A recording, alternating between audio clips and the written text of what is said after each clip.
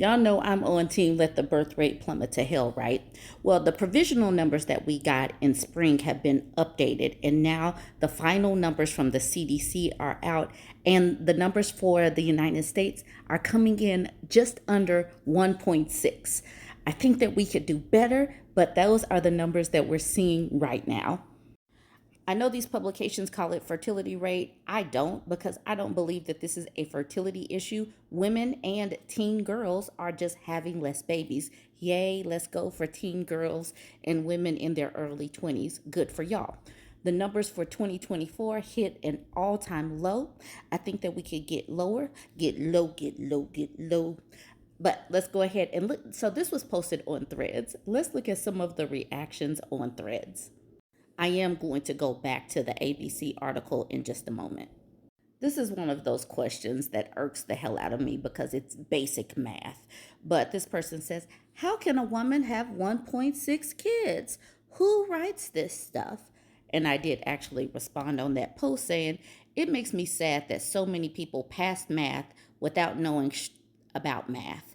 And then people were answering in such a way that it was hilarious to me. So Normie says they aborted 0.4 of one baby, just its legs. And this is where I got that opening picture with one full baby and another baby that is a partial baby that is crying because it's only a partial baby. Anna says, because 2 complete kids are more than anyone could eat at once.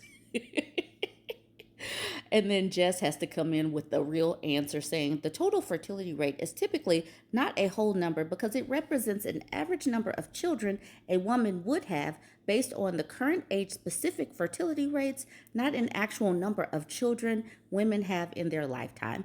It's a hypothetical calculation, not a count of actual births. So she had to come in and say that. There are so many child-free women these days, and there are women like me that want to see this birth rate plummet.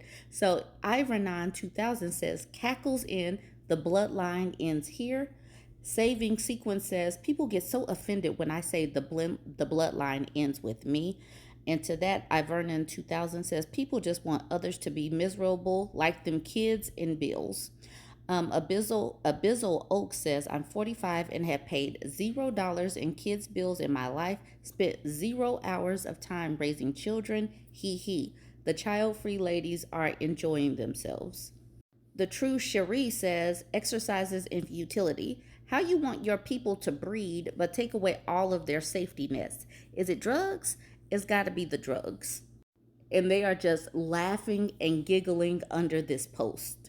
Carol says, why is everyone shocked the fertility rate is dropping? Women are done birthing babies into chaos. No universal health care, no paid maternity leave, rising costs, climate crisis, and a dating pool full of emotionally unavailable men who think basic effort is gold. We're not cold, we're conscious. Choosing peace over pressure isn't selfish, it's survival. I'm using this to say what women are really saying because in those articles, they don't address these issues. Mysterious Slinky Cat says, fertility, not birth rate. I think it's the opposite. I say birth rate, not fertility. The Stacy Sherrill says, it's such a beautiful thing. I'm so proud of women. You see, these are women all across the board. I'm not even following these women. I am following Vernon 2000, but so many women are saying the same thing. They say, let it plummet to hell. They might not use those words, but they are happy that it's plummeting. Abby says, I refuse to birth slaves for this effing existence. Truly Missing the Voice says 10,000% with you on this. I'm G Wendy says, let's go girls, like let's get it lower. A Stationary Man says, if we all work together, we can push it even lower. Get low, get low, get low. To the window. That's so inappropriate. Okay, back to the article. Let's get to the article. Here's the ABC article, and this is being reported in multiple outlets. It says the fertility rate in the United States dropped to an all-time low in 2024 with less than 1.6 kids per woman. New federal data released Thursday shows. The United States was once among only a few developed countries with a rate that ensured each generation had enough children to replace itself. about 2.1 kids per woman, but it has been sliding in America for close to 2 decades as more women are waiting longer to have children or never taking this step at all. The new statistic is on par with fertility rates in Western European countries, according to World Bank data.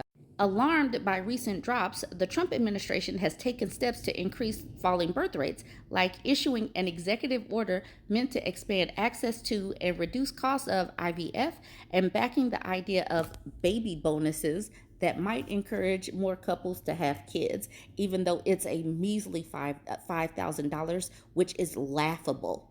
Okay, but there's no reason to be alarmed, according to Leslie Root, a University of Colorado Boulder researcher focused on fertility and population policy. We're seeing this as part of an ongoing process of fertility delay. We know that the U.S. population is still growing and we still have a natural increase, more births than deaths. The U.S. Centers for Disease Control and Prevention released the statistic for the total fertility rate with updated birth data for 2024. In the early 60s, the U.S. total fertility rate was around 3.5, but plummeted to 1.7 by 1976 after the baby boom ended. It gradually rose to 2.1 in 2007 before falling again. Aside from a 2014 uptick, the rate in 2023 was 1.621 and headed down in 2024 to 1.599. 1.599. We could do a little bit better, according to the CDC's National Center for Health Statistics. So 1.599. Yes, that is right below 1.6, but I think we could just go down just a little bit more. But that is cool though, 1.621 to 1.599. So we're doing good. We're going in the right direction. Birth rates are generally declining for women in most age groups, and that doesn't seem likely to change in the near future, said Karen Guzzo, director of the Carolina Population Center at the University of North Carolina.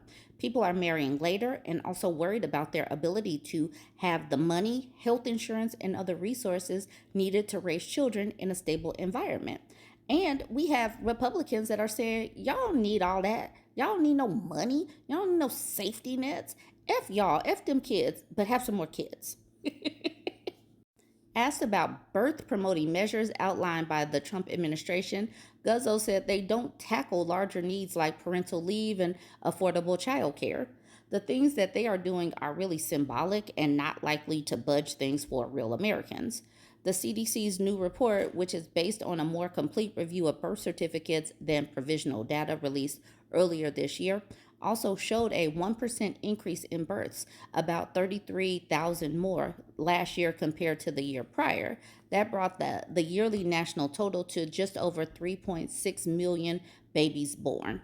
And even though there were 33,000 more, keep in mind the 1.599 rate is an average. So there were more people in the pool, so that brings that number down. But this is different. The provisional data indicated birth rate increases last year for women in their late 20s and 30s. However, the new report found birth rate declines for women in their 20s and early 30s, no change for women in their late 30s. What happened? CDC officials said it was due to recalculations stemming from a change in the U.S. Census population estimates used to compute the birth rate. That's plausible, Root said, as the total population of women of childbearing age grew due to immigration. It offset small increases in births to women in those age groups. They start releasing articles in early spring, and most of us know that this is provisional data, and the CDC solidifies it a little bit later. So these are the most up-to-date numbers. And before I go, I want to mention that my home state of Oklahoma, they're seeing their birth rates decline, but actually there were no states that had an increase. So this is to be expected. I wanted to get to this part because it's worth celebrating and saying again. Factors contributing to the decline include fewer teen pregnancies, women having children later in life, and less births following economic recessions, according to the report. People said if you don't have money to support a baby, don't have a baby. And women and girls were like, I bet. But teens didn't need to be having babies in the first place. What do you think about all of this news? Are you on team let the birth rate plummet to hell? Are you on team let's have some babies and stuff? Weigh in on in the comments. Let me know what you think. like, comment, and share.